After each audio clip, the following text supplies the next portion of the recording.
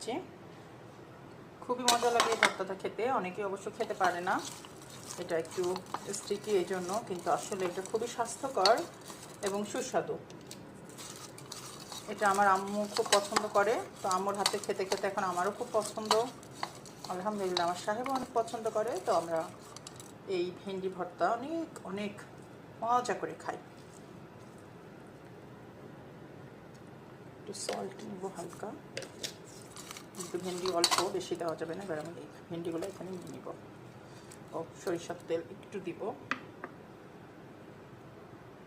এই যে সামান্য তেল। এটাকে সুন্দর করে হাত দিয়ে মেখে নিতে হবে।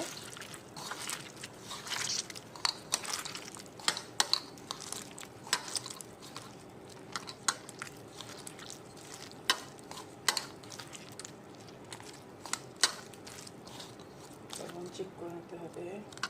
বিসমিল্লাহ।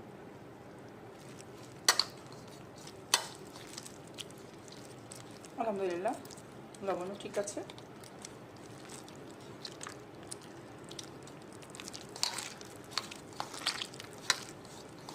এবার এটা পরিবেশন করার পালা, আর গরম ভাতে খাওয়ার পালা।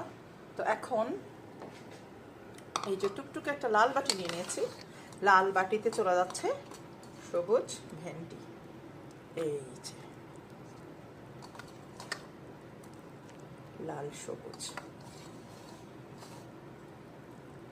চমৎকার দেখতে লাগছে।